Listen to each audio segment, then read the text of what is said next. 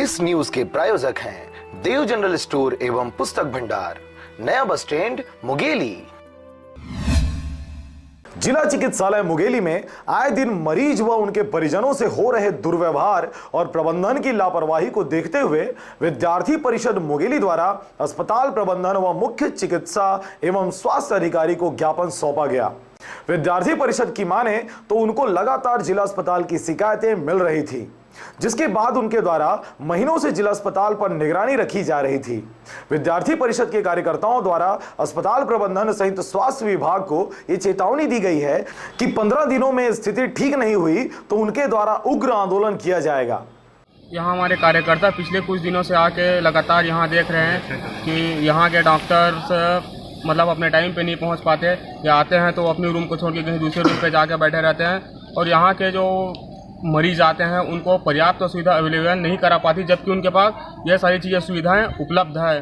उपलब्ध होने के बाद भी उनको नहीं दी जाती। मैं पिछले कुछ दिनों से यहाँ लगातार आ रहा हूँ। ऐसी कई घटनाएं आई हैं जिसमें कुछ एक प्रेग्नेंट महिला थी जिनको लगभग 15 से 20 मिनट उनके हाथ पकड़ के मैं स्वयं उनको खड़ा करा के रखा था।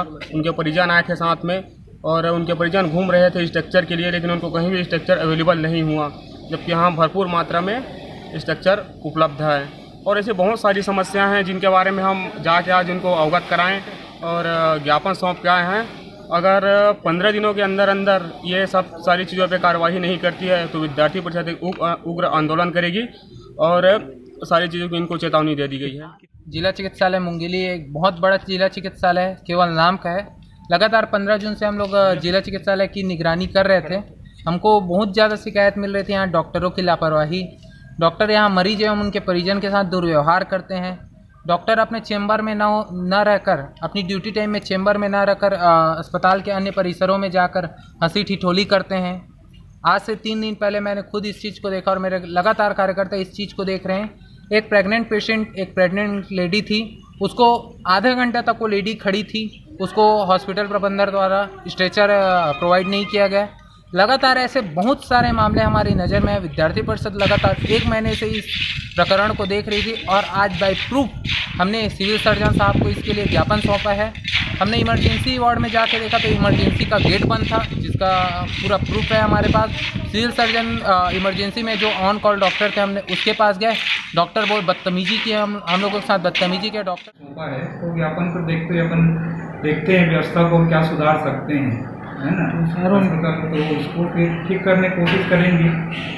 नहीं, वो उसमें तो व्यवस्था की बात तो वही हुई ना कि जो भाई हमारे पास जो है ना, यदि सीमित संसाधन है, सीमित संसाधन का हम अच्छा से अच्छा देने की कोशिश कर रहे हैं। जैसे कि जो हमारे पास अभी देखा जाए तो जो है ना, मेन पावर में जो लें तो मेन पावर में जो स्टाफ नर्सेज जो है ना, हमारे पास टोटल जो है ना सेटअप में 18 है, और हमारे से 18 में जो है ना 100 बिस्तर संचालित होना है। इसमें OPD है, डिलीवरी कराना है, कैजुअलिटी देखना है, भर्ती मरीज को देखना है, ऑपरेशन कराना है।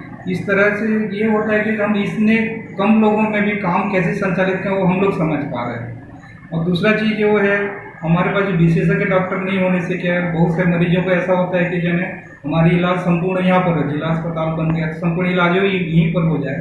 और हमारे पास विशेषज्ञ डॉक्टर नहीं होने की वजह से जो प्राइमरी ट्रीटमेंट जो जनरल मेडिकल डिप्टी ऑफिसर जो रहते हैं, हम लोग प्राइमरी ट्रीटमेंट देते हैं और उनको सलाह करते हैं कि भाई विशेषज्ञ को दिखाने का आपको इलाज को जाना पड़ेगा।